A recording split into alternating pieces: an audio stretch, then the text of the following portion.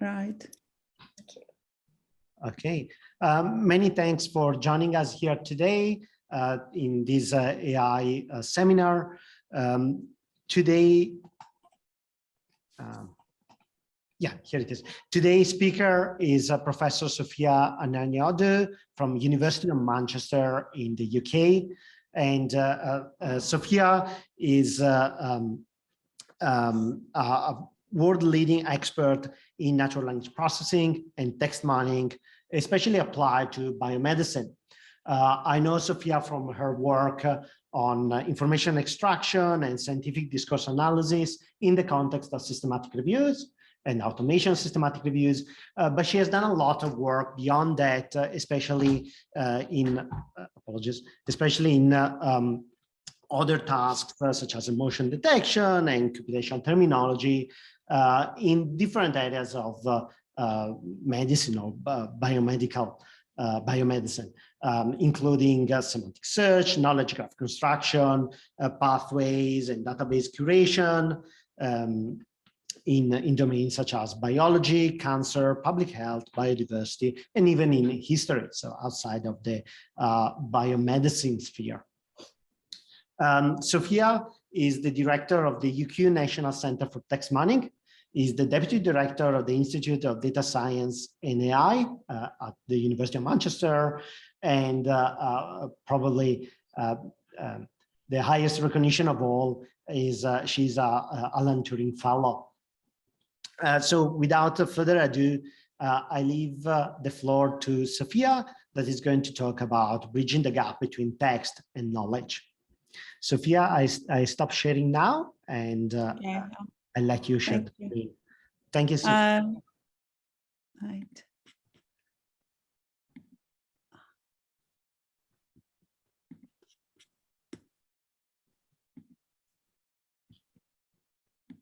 Okay. So first of all, thank you so much for inviting me to give this seminar. It's a great honor. I'm delighted to offer the opportunity to discuss some of the work that my team has done over the past few years at the intersection between biology and text. So a few actually, oops, that's right. A few words about the National Center for Text Mining, which has been around since 2006.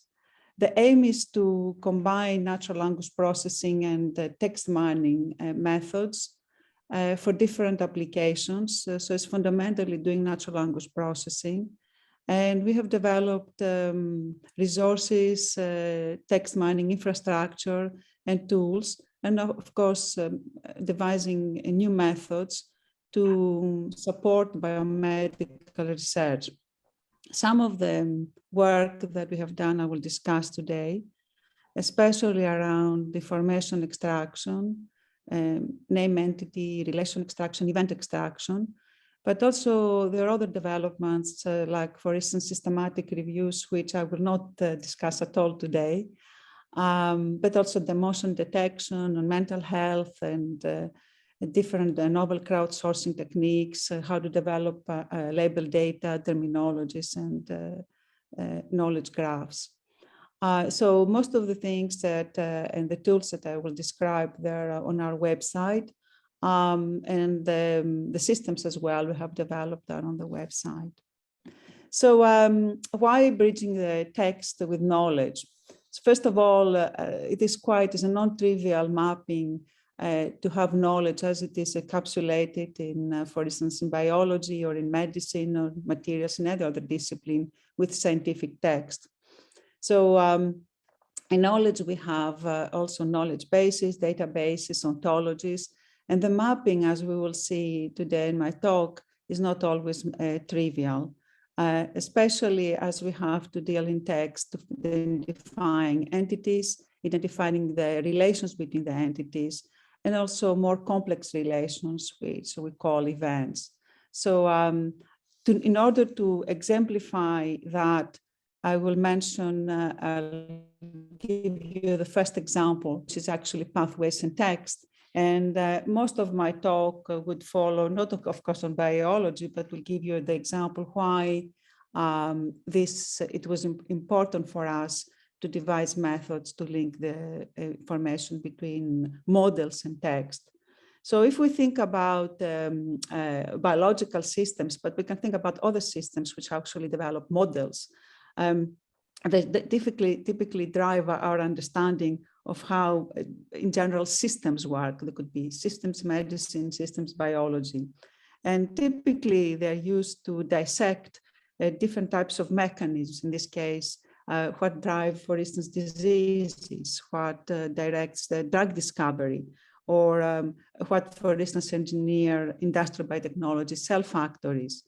But these models, to be useful, they need a complete, quite accurate information and representation of the system. So that means we have to capture as much as possible relevant information, for instance, interactions or reactions. And currently, as you see here from a breast cancer pathway, this information is retrieved, it is retrieved, judged, and interpreted manually by the users. So they read the scientific literature, and it's a very slow process. So our effort was actually to support the automation, to automatically, to find information, the evidence from the literature automatically, and to update the pathways, the models, in an accurate manner, but again, automatically through annotation and curation. This was actually the aim of the work, and what I will describe is basically based on that. So what are the challenges? So making sense of the scientific literature requires obviously methods that it will increase the speed and the reliability of knowledge discovery. But we have several databases and ontology, and this knowledge is scattered around. It's quite fragmentary, and very often it's heterogeneous. It's not only on textual form, but it could be in other types of forms. Although I won't discuss about heterogeneous knowledge today, this is something that is quite challenging. And in addition, we have various views of a domain space. So we have to contextualize a type of information. And this is what we call the degree of confidence, and I will describe this in my talk. So by developing and combining different text mining techniques, we are trying to actually automatically, and we're trying to make sense of heterogeneous and fragmenting information to support different types of research. So NLP is actually what we are doing, extracting and manipulating information from a structured text. So I don't know the background of most people, but it's AI, but NLP or text mining is an application of NLP, is an area of AI. And for people who don't know anything about it, I will give a very less than a minute introduction. Typically, we have text which is unstructured, and implicit information is found in this unstructured text. And through the process of discovering the information retrieval, we find the relevant documents, and then from the relevant documents, we find the nuggets of information which are important. This is what we call information extraction. And most of my talk is on information extraction today. This renders the text, we semantically annotate the text, and that renders it structured content. So the implicit knowledge becomes explicit, and unstructured text becomes structured. And on the basis of that, we can have different applications, such, for instance, semantic search. We can do systematic reviews, knowledge graphs, question answering systems, summarization, etc. In addition, we have also, we use resources, external knowledge bases, ontologies, dictionaries, and very often these are the heterogeneous information, which I will not discuss. We can learn taking into account heterogeneous sources. So based on the fact that I'm going to discuss mostly information extraction, I will talk first, the first step of information is the name entities. And I'll discuss name entities, and because the theme is biomedicine, very briefly how we apply this on COPD, and an application which is faceted semantic search based on name entities. So why NER, and as we call it NER, name entity recognition, it's an extremely important part, the first part of several of the downstream tasks in information extraction, such as the information between entities, event extraction, question answering, and search. So all, for instance, applications, they use some kind of NER, if it's recommendation systems or risk analysis systems. So also we use it for classification, which is based on entities, and risk analysis. And the challenges we have here, as you can see it on the right-hand side, is that most in biomedicine, but also in other types of text, we have what we call nested text entities. And I'll describe this in the methods after this slide.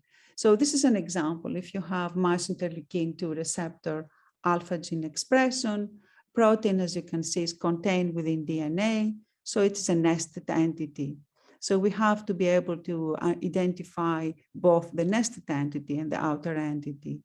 There is also a lot of ambiguity in entities. So we need to be able, as you see here in the last, he was given albuterol, NEBS for presumed narcotic-induced respiratory. This could be an AD, an adverse drug event, and a reason. So very often we need to identify additional context from different sentences. And very often we have to we know that it's very difficult to detect very fine-grained entity categories. So it's still, although very well examined, it still remains challenging. So I mentioned that before about nested and longer terms, so I won't explain what is a nested term, but basically it's an entity which is embedded in a longer entity. So those are the examples I mentioned before. So very briefly, I'll present the work of Mei Jeju, who was my PhD student, on a neural layered model for nested entity recognition. So the techniques till now to deal with nested entities, most work was depending either mostly on handcrafted features in the past and or domain knowledge. But most recently related work, for instance, in neural nets, they don't consider also dependencies between nested entities. And by dependencies here, I'm referring to how outer entities rely on inner entities. And also we can use pre-trained word embeddings to use inner entities as input to outer entities. So this is our work basically does not rely on handcrafted features, does not rely on domain knowledge, but takes into account, is neural net based and takes into account dependencies between entities. So again, I'll be a bit brief on that because if you're interested, you can also look in detail the paper. But it's basically it's designed, the whole model is designed as a sequential stack of what we call flat layers. You have a flat layer that detects nested entities in an end-to-end manner. So each flat layer consists of a single LSTM layer and a CRF layer. So if we have the sentence here like mouse interleukin-2 receptor alpha gene expression, we have two entities. We have protein and DNA. So we first stack one flat NER layer to identify the inner entity, which is interleukin-2, which is then further used as input to identify the outer entity, interleukin-2 receptor alpha, etc. So the model in general stops stacking flat NER layers until you don't detect any more entities. So To summarize the model architecture is that it reuses the same flat NER layers. It extracts entities in an inside-outside manner, and it also uses, as I mentioned, dependencies among nested entities. And the most important part is independent of external resources. So we applied, the model initially was for general language, and then we applied it in different biomedical areas, including also for systematic reviews, PICO. But today I will just very briefly mention some of the areas we did on COPD. So experimental evaluation, you see the performance of the model and related work. So we can see here basically the GENIA corpus, for people who don't know that, is a biomedical corpus. So it consists of 2,000 Medline abstracts. In ACE 2005, it's a general language corpus. So we can see that actually that the system can work on both general language and biomedicine. So it outperforms, at least, well, in 2019, existing models from biomedical text, GENIA, and also general language in terms of F-score. So the example now, very briefly, I will discuss is the COPD extraction. And COPD is chronic obstructive pulmonary disease, which is a disease very much related to the human respiratory system. And also COPD phenotypes are different disease attributes, name entities that describe the differences between individuals with COPD. So the phenotypes that we have extracted, they have been discussed as anatomical concept, test of measure, etc. And you can see an example here that they're quite ambiguous. Pulmonary arterial pressure, you can have actually lots of ambiguity. So then to deal with these nested phenotypes, we used our NER system. And to develop that, because it's a supervised method, we developed also a COPD corpus of 30 full text articles. And the corpus is freely available if people want to use it. So from this actually baseline, we can see, we compare basically our nested NER with other two baseline methods, CRF and BILE-STM CRF, for example, from whose work we have been inspired. And again, we see that we outperform, indicating other methods that the way we developed our system was quite promising. This is an example. You will hear a lot in my talk, the notion of nestedness, and you will see it also in the events. But this is the first step of information extraction. And now I'll discuss very briefly, what do we do if we have name entities? And my first application is Semantic Search. And this is a system we have developed on text mining for highlighting, aggregating, and linking information in articles. It's a semantic search engine that recognizes basically, we recognize 8 name entities. Obviously, one can recognize more concepts. And we do search, faceted semantic search based on those name entities. So I'll very briefly describe how this works. So initially we have we can have a query like GAD. So it's the search query box. And then we have the advanced search. So from one side, you have the name entities, and obviously the name entities can be added.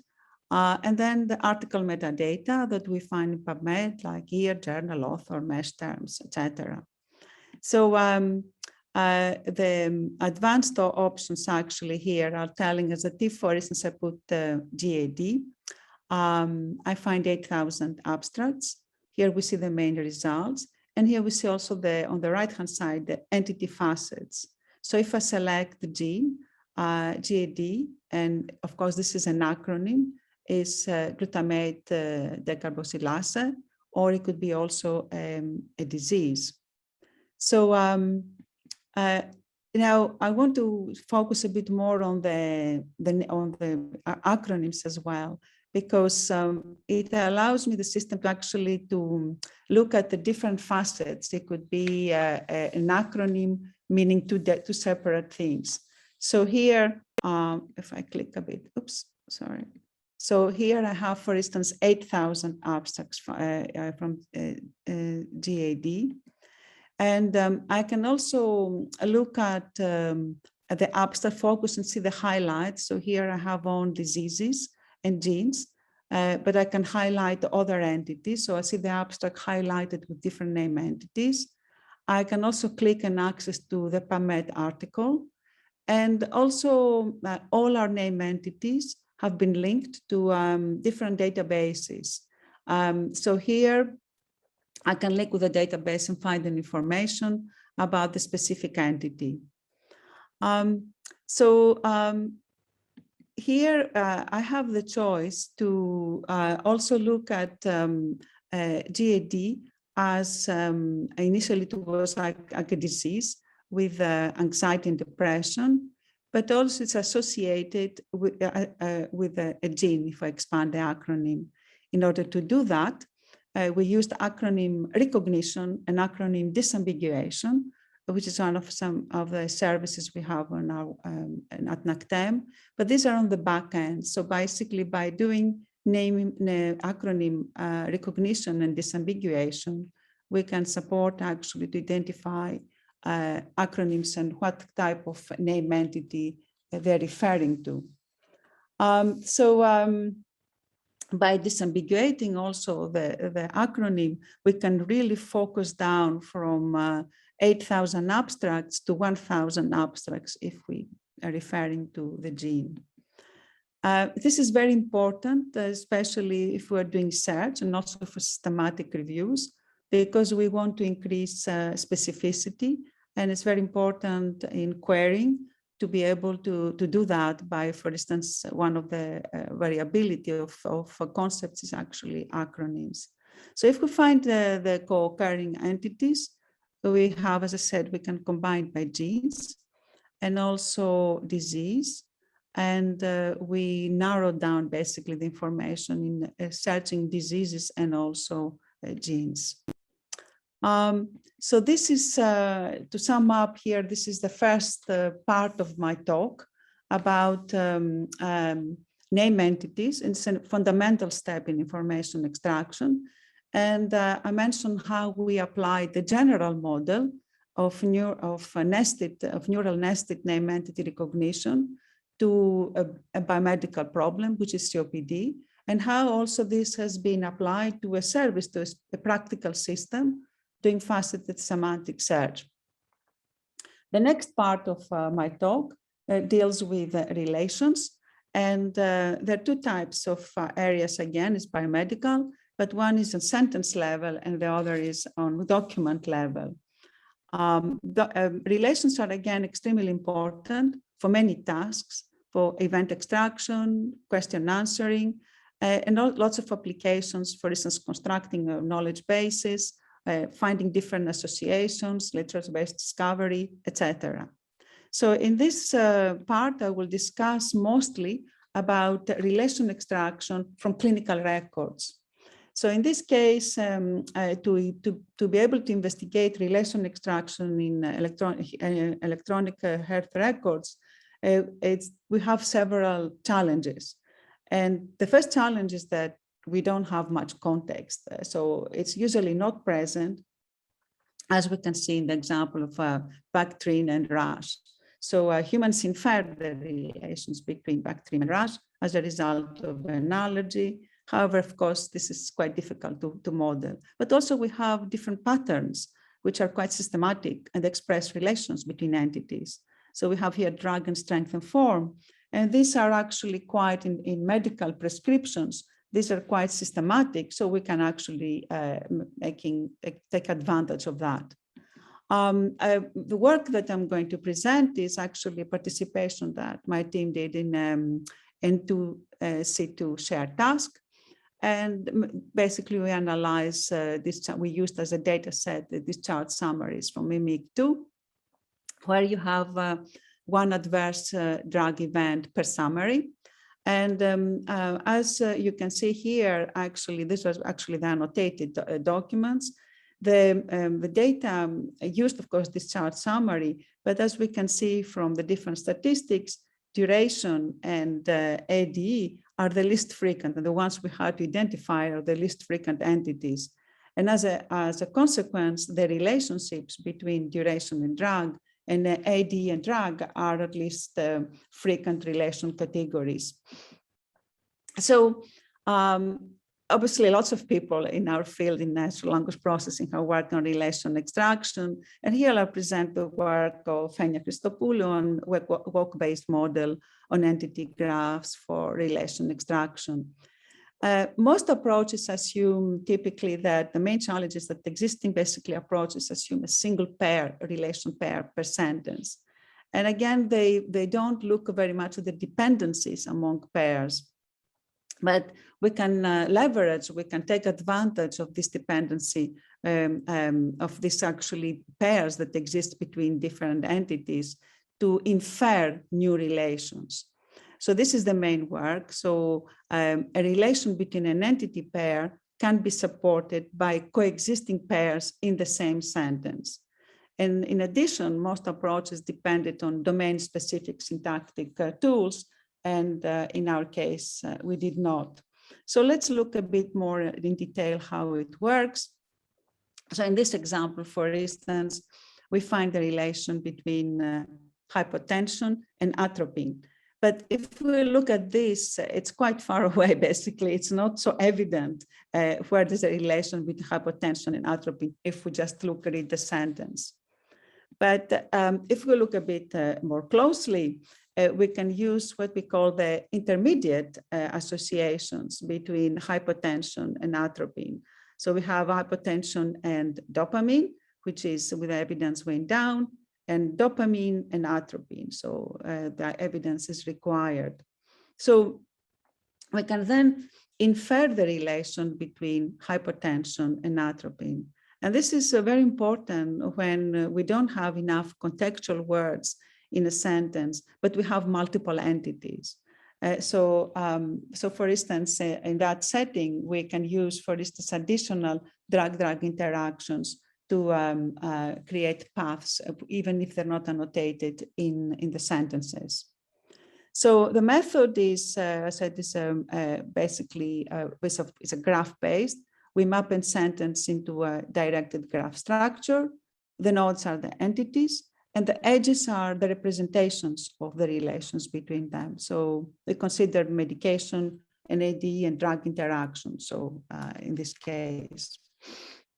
So if we just very briefly how this walk-based model works, after the edges are constructed, the model, we try to model the chains basically of interactions between the target entities, which is hypotension and atropine. So this walk, basically a walk-based layer it has two steps. The first is the walk generation and the walk aggregation. During the walk generation, we combine the two representations into indirect one. In this case, hypotension and dopamine and atropine. And then in the walk aggregation, we combine what we call the red, basically, direct representation into the new, which is in yellow, indirect representation into a single new representation, hypotension and atropine, which is in blue. And so those edges are updated using, again, the direct and indirect association. So we can basically repeat the process. We stack multiple walk layers in order to form longer chains of interaction. So in this case, the length of the chain was 2, but you can have we can have lengths of chains of 6, 7, 8, whatever. So this is an example. Again, basically you repeat to form edges with longer walks. So I won't say too much about the details, but in terms actually what is important here is that we want to find additional, we want to identify if by finding the intermediate representations, the drug-drug interactions, they can actually boost the performance of reason drug and frequency drug relations. And it actually does. So the whole premise is that if you identify indirect intermediate representations, the plus DDIs, you can actually boost the extraction of relations like frequency and drug and reason and drug. There are lots of other analyses which I'm not going to explain, but basically the thing is that the whole model exemplifies that by using these representations, intermediate, you can actually boost the performance of extracting relations. So this, what I said till now, is actually very much sentence based, but what is more important for us is to go finding relations at document level, also we call it intersentence, so or beyond sentences. So if we have the two types basically of relations, it's important to say, one is the entity-based relations and also the concept-based relations. In the entity-based relations, we look at the occurrence of each entity as a different name entity. So oxytocin and ox, we see them as different. But in the second scenario, the concept-based relation extraction, we look at multiple occurrences of entities as mentions of a particular concept. So oxytocin and ox belong to the concept of oxytocin. So to do that, we use multi-instance learning. So we learn multiple instances of the same entity. And we call the multiple instances mentions and the cluster of instances concepts or entities. And the reason I'm saying that is because the relation extraction beyond sentences is very much dependent on this type of information. And again, if we look at this intuitive example, we see that we're trying to link entities, and we're trying to find relations between sentences that sometimes could be far away or even have to skip. For instance, if we want to find ethambutol and scotoma, then the second sentence, the case of 41, is not that relevant. So, or some entities can appear just only one time and they're very far away, but we still have to find the relation. So this is actually, again, it's a graph-based, but a different type of information. So for inference, again, we use the same idea of walk-based mechanism as discussed before, but there is a key difference. You see here the entities on the nodes, the mentions, and the sentences. It's basically a heterogeneous graph, and you have multiple types of edges, mentions, entities, and so on. Now, the difference now in the graph is basically, as I said, is an heterogeneous graph, and the model also can create new paths between the nodes and update existing paths. So you can, for instance, you see here we have a representation between the yellow node and the brown node. So perhaps I'll skip that because if you're interested, you can read the paper, but I'm not going to describe all the different layers that exist. Just to say briefly that the first, in the document sentences, the entities and the mentions are given, assumed given. The second layer, the sentence encoding, one can replace that part with any encoder. I mean, I say BERT, but it could be BioBERT, PubMed BERT, especially for domain-specific languages, domain-specific domains. So we can use other BERT type representations.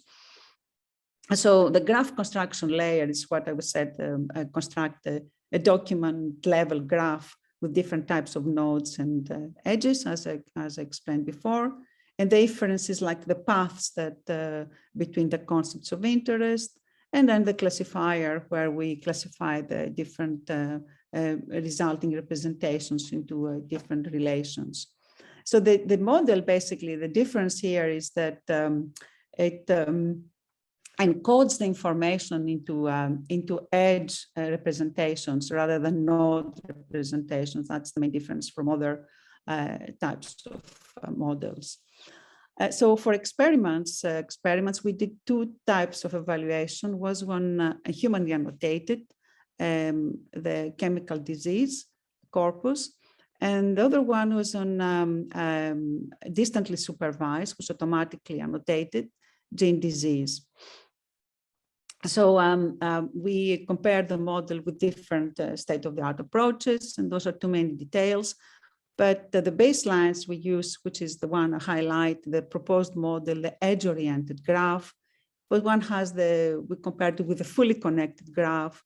If we don't have the walk layer, and if we just train it only on sentences. And the important part here is if we compare with other approaches as well, is that if we're using the intra-sentence detection, can be basically supported by the document level are the ones, the inter. But if we use the inter-sentence detection, can also boost the performance of relation extraction in sentences. I mean, the other ones are quite actually details, but this is the fundamental thing. By finding these types of information between documents, not only we recognize relations at document level, but also we boost the performance within sentences. Now I'm going to the last part of my talk, which is important, is the events. I'll see my time. Yeah, I think I'm okay with time. So I mentioned about bridging between the gap between knowledge and text, and events perhaps are the most important part. So I'll mention three aspects. First of all, what is an event? And events in biology that capture basically mechanisms of biological pertinence. So if we're talking very often about negative regulation or positive regulation, we are linking together different participants and in specific roles. These are basically the types of information that NRE relations that events capture. They can be used for, they rely very much on also finding the relations and finding the entities, and they can be used to do querying, to do faceted search, but also importantly events, we have mapped the events into by molecular structures. So when we are, we want to find, for instance, reactions, the reactions are mapped to events. And this allows us to extend and construct automatically biomolecular networks. And they have been used in the work that I'll describe. This is what we have done on cancer research based on the project we had a few years ago. So, I mean, I know it sounds a bit strange, but basically, this is how events look like for a biologist. This is absolutely normal. You see expression already enhances phosphorylation, but typically events they're like information templates that the biologist understands, and very often they encapsulate, they're nested. So we have again the concept of nestedness. They encapsulate other events. As you can see here, event 5, which is positive regulation, has a trigger. We have triggers, which is a verb, like enhances, but the causality is an event, gene expression, and the object, the theme, is another event, which is phosphorylation. So real events are templates or structured pieces of information with different fields like triggers and arguments.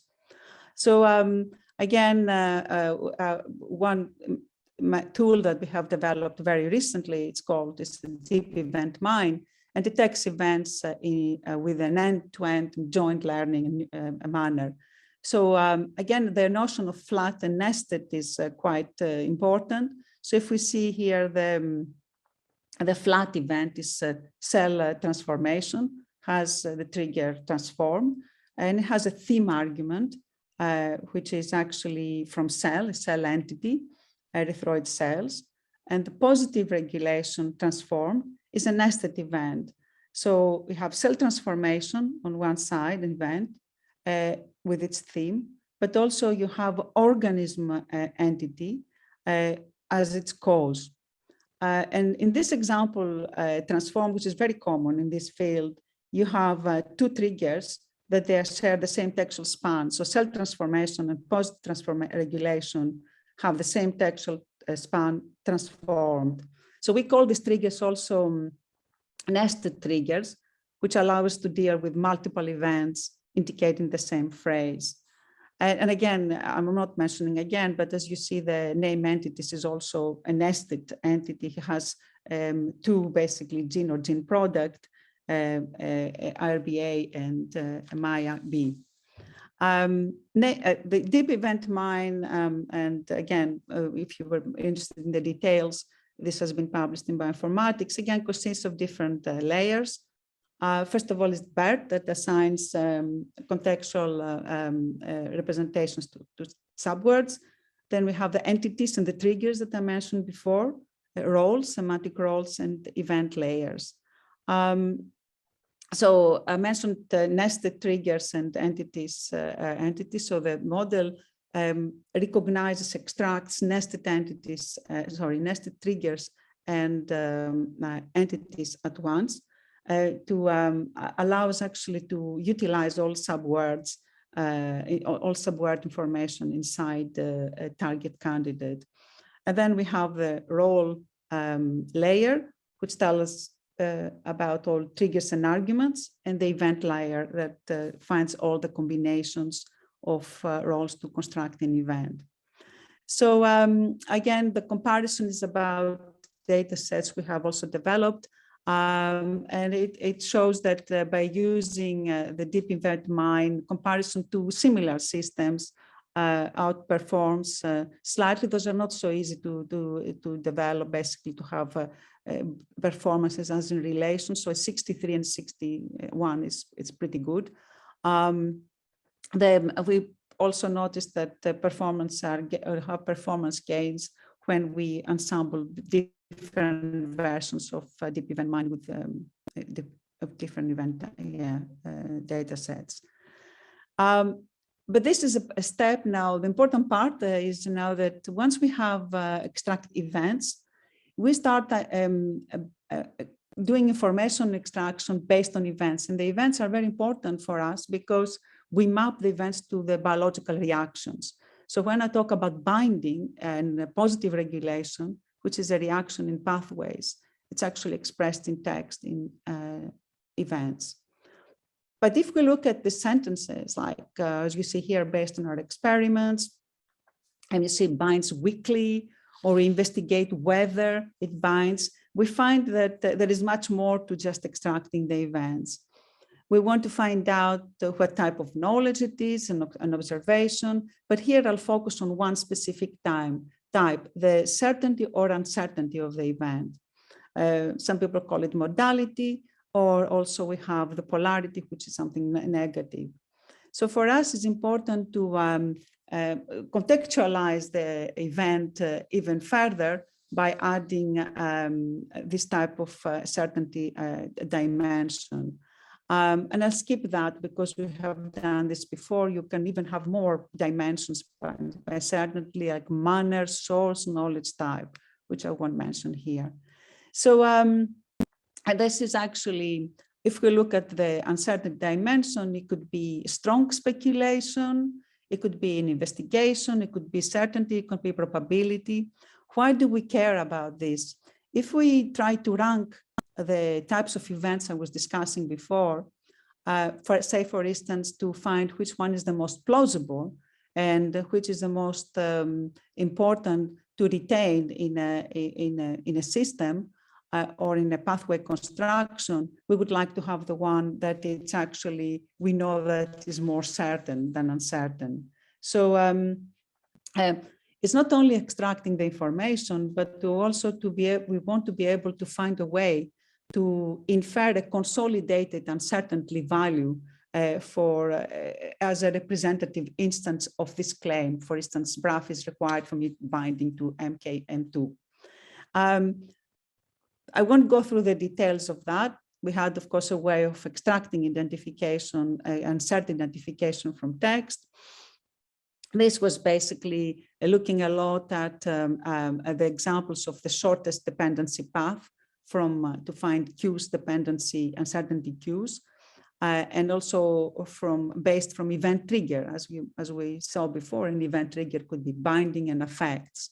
So we are looking at these types of information, and we had developed combined hybrid system, a classifier based on enhanced dependency and grams, and rule induction. So the hypothesis here is, unlike before, that sometimes syntactic dependencies between uncertainty expression and event triggers can capture actually how the influence of an uncertain event. But one of the other things that we had to do was actually to combine uncertainty across different documents, because it's not actually finding just in one sentence. We don't find it on sentence level. We find information at event level, and that's the important part. We're not extracting sentences, we're extracting events, and across a document and across documents. And we want to consolidate basically the type of uncertainty across the different documents. So for this, this is the work by Chris Zerva. We used subjective logic, which actually tells us, just perhaps adapted actually subjective logic. So we have a mention of an uncertain event as a subjective opinion of an author for an interaction. So the whole idea here is that you have a belief, or something is a disbelief, so basically negated. And the combination of belief and uncertainty is actually gives you basically the uncertainty identification. All these parameters, belief, disbelief, and the base rate as well, which actually could be prior probabilities. For example, one can use knowledge bases to do the base rate. They can be mapped to event attributes. So belief, as I said, and disbelief are determined by a negation, and belief and uncertainty by uncertainty identification. Then the next step is actually to be able to combine these values. And I'll go very quickly through that, because there are various ways to do that. Either you assume that an opinion is independent, or the cumulative fusion, or you average, or you assume a partial dependence of opinions. But because time is a bit short, I'll skip through that.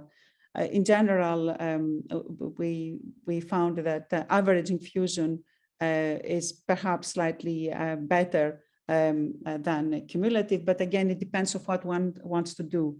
So in the cumulative, you have more independent assumptions so you have higher belief, so you have more independent event mentions support the confidence the interaction is true. So to sum up of that, uncertainty scoring, and there are many other areas in meta-knowledge to frame an event, by combining of the different uncertainty scorings, it's an expressive confidence, it's a value that tells us how an event is mentioned in a sentence. And there are ways, of course, to consolidate those uncertainty values from different papers. And by doing that, actually, we can make sure that we have we decrease, we focus on events that are more certain than uncertain, or one could even focus on events that are uncertain, and basically to evaluate on pathway models. So I will explain the last very briefly how we put all these things together for a very specific system we have developed, because our effort was actually to automate the pathway construction. And we wanted to do based on the kind of certainty and the confidence we had from finding information from the literature.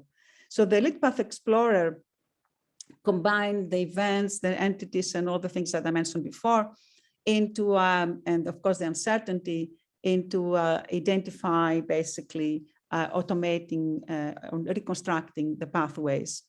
So the first thing you do, of course, is a search. So it's combining basically visualization with information extraction.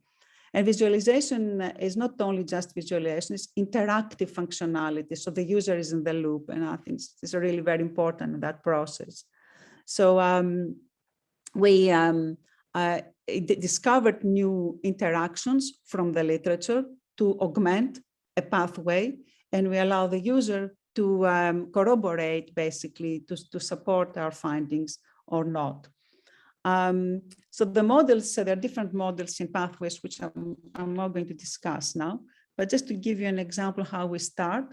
So we can start searching by entities that you heard before, or by the roles in a reaction, or by the event types. And also we can have different queries can be combined to do a Boolean search. So that's the first. So you have a pathway model from, say, pathway commons, and then you start discovering, analyzing it. So for instance, you can look at the events, entities, and roles. So the second part is actually, we have what we call the network viewer. So typically in the past, people, they had the pathway and they're looking at the information at the literature, but they were not reading, how we call, against a specific model. So, so for instance, once we are looking at an entity like MAK here, we retrieve all the entities in the pathway model that have, for instance, MAK as in its part, and visualize it as a network. So we see entities again, as you saw, and reactions. And reactions are the events I mentioned before.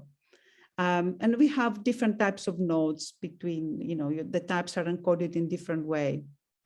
So for instance, the size of the node is determined by the confidence value, and we estimate from the events extracted from the corpus. So just to summarize that, we have name entity recognition and event extraction, and normalization, meta-knowledge, which I mentioned before, briefly, uncertainty, but also other types of information like bibliometrics, which I will discuss now. So we have, as to give you a very quick, brief overview, you have the search, you have the pathway. You can see in the pathway different nodes like discovering or fusing the different networks. And towards the end, you have here the confidence, which I will explain. But also you have the inspector, and the inspector is finding the entity normalization, because we map the entities and the reactions into different pathway models, but also the confidence. And the confidence here is the polarity, which is the aggregation of this belief and disbelief that I mentioned before, the language certainty, which is the uncertainty I mentioned before, but also the papers, that the articles that we mentioned in a corpus, the citations, etc. So this is actually the types of confidence uses not only linguistic knowledge and events, but you can use also bibliometrics and citations. And indeed here, citation analysis, citation graphs are extremely important, and one can add much more in this area. So this is the confidence breakdown. So to the text analyzer, so you have the textual confidence, as I said before, which is the polarity and the uncertainty. And it's also multi-level. We're looking at the sentence level, but also you have a confidence as of the whole of the interaction from a specific paper. So both sentence and document level are providing textual confidence. And it is also interactive because the user can provide the feedback. It can actually corroborate the findings of the system. And the results, if for instance the user does not agree, we pick up these disagreements and we learn from the negative results. So we can visualize this in different ways. For instance, we can have like word tree visualization and contrast event mentions across the corpus, as I mentioned before. And I'll go to very briefly to the last slide, the discovery mode. So we do all that basically to be able to extend the model with interactions from the literature based on events, but also on events who have a confidence value and based on uncertainty. This is basically here, you can see if I click the discovery node, I have several interactions, which are actually in dashed lines. And we see now that we have extended the model based on these events that we find from the literature automatically. And also we can use Fusion to eliminate the different redundancies of the model and to avoid duplications. And we can also zoom in specifically to find, adjust the confidence value to allow the users to focus on a specific example. And we verify, then the last was verify the mention in text. From the text now, we can confirm that if this event can be used to extend the pathway, or it could be, for instance, something that we can use for experiments. Okay, I finished my talk by saying that the aim of my talk is to see how an example of how we can link text to knowledge. And one of the hope is we started preliminary experiments in linking it basically with experiments, biological experiments, by automating science. So from text, you go to pathway models and then experiments. Citation analysis is very important here. And also something we're doing now is combining uncertainty with temporal information. The applications are many, from evidence-based medicine, but also personalized medicine, and in other domains as well. Thank you very much.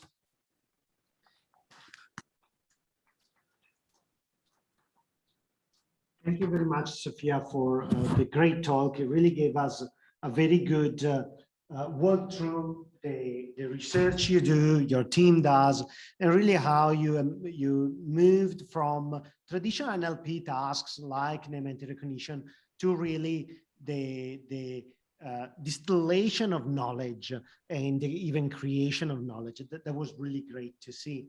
So I would like to open the floor for questions. You can put questions in the Zoom Q&A functionality, or if you want, you can raise your hand and I can allow you to speak.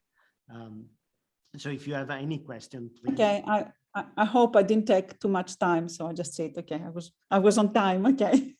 7:55, okay. So while we wait for people to type their questions or come up with their questions, I do have a couple of questions I wanted to ask myself.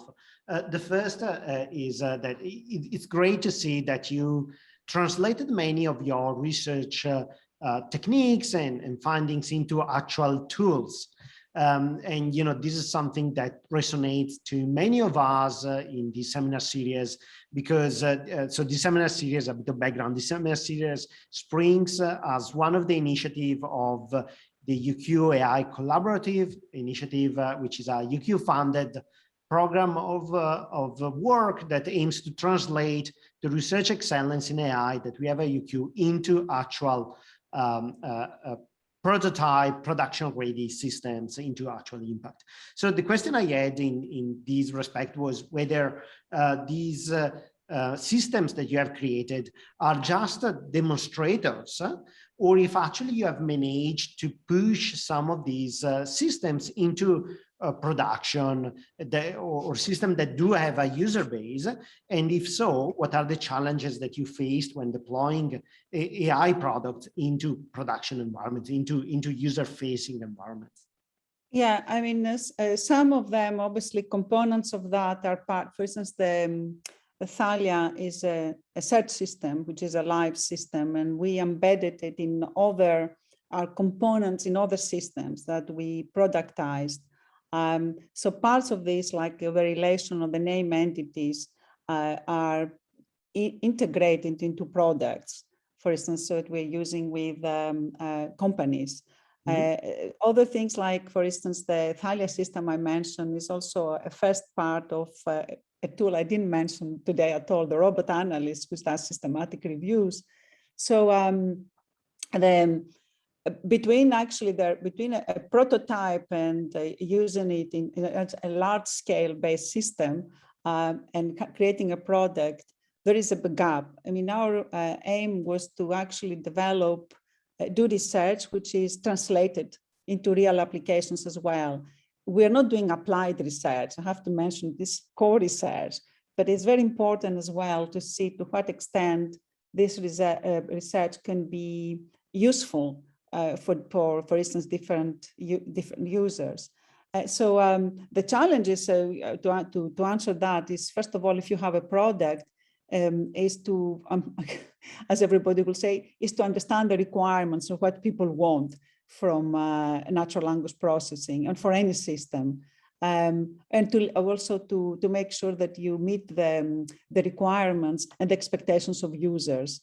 Other things that we have is actually that and when we're developing is if the methods we're developing are scalable, or if they're basically toys or they're computationally so difficult that we cannot scale them up. So those are considerations when you start putting things together and creating systems like Thalia, for instance, or a simple search systems, because develop several, then we realize that we have other considerations, like how long does it take to index, what kind of indexing languages, how we're doing the queries, what is the interface. So those are things that we discover from the core research to actually developing a system or a tool. I had a question, actually, I don't know if it answers your question, but I had somebody on the question about the recency. And that's a great question. So one can actually, we don't encode the recency, but one can encode the recency of an event, of a citation, basically, to say that these are the most important. But the other thing we are doing currently is we're looking at the temporality, how an event starts and how it actually propagates through the different citations. So one can say that the most recent is more important, but I think that the way an event is first discovered and how it is cited and how it is propagated through the networks, the temporality basically with the uncertainty are more interesting. We are doing this now. So hopefully we will have a different Lit Path Explorer with temporality when you are showing basically the path, the chronological path of an event. So thanks for the question, yeah. Thank you, Sophia. And yeah, you answered that question from Anton as well. That's great. So I want to get back to a point that you raised around the productization of this AI product and around the fact that it's suddenly moving from a research environment, let's say from a paper writing, to an actual production system. You have been faced with the issue of computational cost and the issue of dealing with data scale. And this relates to the question that Bevan Koopman from the Australian Research Center has posted in the Q&A. That is, he was interested in the computational cost of some of the relationship extraction models. And here, I would say, especially those BERT-based models that are very computationally heavy, especially because also of the cost of specialist hardware that you need to use. And so if you want to do this at scale, say over the wall full text in PubMed or over the wall electronic health records of a nation, right? That's going to be extremely costly. So what have you observed? I guess the question of Bevan here is, what do you observe around the trade-offs between the quality and the computation cost, or what tricks? Yeah, that's a good question too. And obviously now with neural nets, we are using, first of all, we use pre-trained models, which help a lot. But the computational costs are an aspect that we cannot avoid. And certain, especially if we're doing or generation or any kind of language models, they tend to be costly. Of course, we can use lots of pre-trained language models, and they can help, but other people go through the pain to develop them and the cost, and that helps a lot. But in some cases, for instance, I'll give you an example for the work-based model.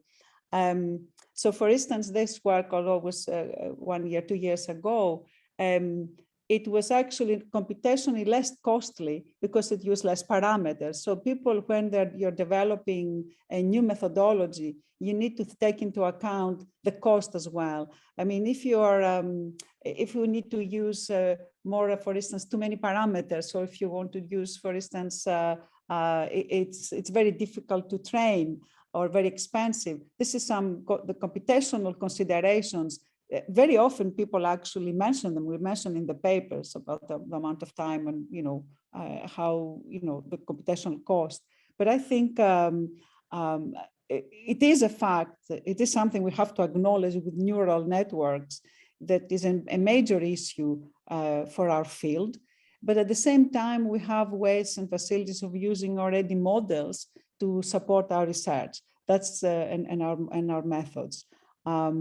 So it is that's my answer really. That's a fact. That's a consideration. Not everybody has thousands of GPUs actually but we have pre-trained models. If that's Thank you. The solution. If someone has follow-up questions on these, or if Bevan has a comment on these, please just raise your hand and I will give you opportunity to speak. So I want to see if there are other questions. Otherwise, I do have another question for you. So when I look at the performance of the models that you were showing us for name entity recognition, but that's the same throughout the other models you show us, I was actually somewhat stunned by the level of effectiveness not being where, let's say, what I expected to be, right? So I think at most was in the high 70s in terms of precision, recall, and sometimes it was even lower than that, in some of the later results. Yeah, because I was mentioned nested. That's a difference. Correct. Yeah.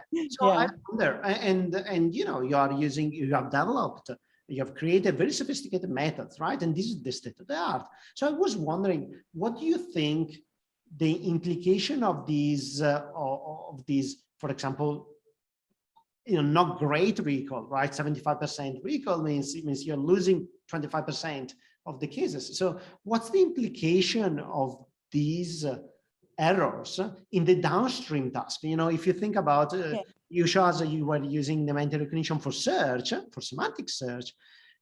What does it mean, the fact that... So there are two things. The first of all is, I mentioned results were already on the paper 2-3 years ago. So the things have improved a lot. They were for nested entities. If you don't have nested entities and you have flat entities, basically, the performance goes to the higher 90s. Yeah. So it's a different story. It's because nested is more complex. So of course, obviously, we wanted to do that. But if you have flat entities, the performance without even actually, and also it was without using any external resources, the performance is pretty high, depending how fine granular, the granularity of your name entity. So I would say in some cases, it's upper 80s, very often upper 90s, in diseases like 98%. So it depends on the types of entities, of the kind of resources you have as well. If you have annotated data, if you use supervised or unsupervised techniques, if you use external resources. So obviously, if your second question is, if you don't have good performance, which is actually not so common right now. I mean, upper 70s was the beginning of the nested things. Then obviously it has an effect on your downstream tasks. So if I do relation extraction, and I mentioned before, and I'm relying on the entities, if I miss the 25%, obviously this will have an impact on the other tasks. So it is very important to have good performance in the name entity recognition. And there are various ways of doing that as well, by using even external resources. And currently people are using other methods, like, for instance, transfer learning, etc., to boost the performance. So yeah, the answer is yes, it does affect the other tasks, and there are ways of, I wanted to see if it was possible to somewhat understand, what's the target performance to use or to rely on specific things. So, you were mentioning the application for systematic reviews, for example, right? So we know in systematic reviews, we want high recall. Therefore, when we look at the nested performance, for example, the name entity recognition, we might think that 75% recall is not very good in the context of systematic review. But then I do wonder, right, if we should look at a broader picture and look at the other processes that you have in that end user case, like systematic review. You do snowballing, where you do have different importance of different studies, right? So yeah, since you mentioned the systematic reviews, although it was not part of my presentation today, we did actually use the same idea of nested nestedness to identify pico elements, and pico elements to do basically screening for systematic reviews. I'm not aware. PICO stands for. Sorry, PICO. I'm sorry. Yeah, it's a population intervention comparator and outcomes. And typically, people working on evidence-based medicine and systematic reviews, they frame their questions on PICO. So PICO is fundamental. It's like, as we're talking about events, in systematic reviews, PICO, especially in clinical trials and in clinical applications, are very important, and also in public health. So if, for instance, in screening, typically people do screening on the basis of a document level, but if you're using screening based on the name entities, and PICO are name entities, then, because I didn't mention that in my talk today, I didn't have the time, by incorporating nested entities in PICO with a performance of about, actually in that case, 85%, we improve the screening process, how the prioritization of the screening process. So it shows, to answer your question, that even if you have in the mid-80s a name entity for PICO, different types and actually quite fine-grained entities, it still boosts and supports the screening process of systematic reviews. So, thank you. That's an answer. I would like to do a last round of calls for questions. If anyone has any last-minute burning doubts or observation. Now it seems everybody has got the information they wanted from the session. And we actually have gone quite well over time, taking about 15 minutes over, which is great. So, okay, please, everyone, join me to thank Sophia for taking part in today's AI seminar. Especially, it's very early in the morning in the UK. Oh, it's okay. It's 8 o'clock, 8:15 in the morning. Oh, it's fine. It's absolutely normal. Yeah. Sophia, many thanks. It was a pleasure to have you addressing us with your latest research, and we hope to see you soon, either at conferences or maybe you visiting us here at UQ. Thank you. Bye. Thanks very much for inviting me again. Take care. Bye. Bye-bye. Thank you. Bye-bye. Bye.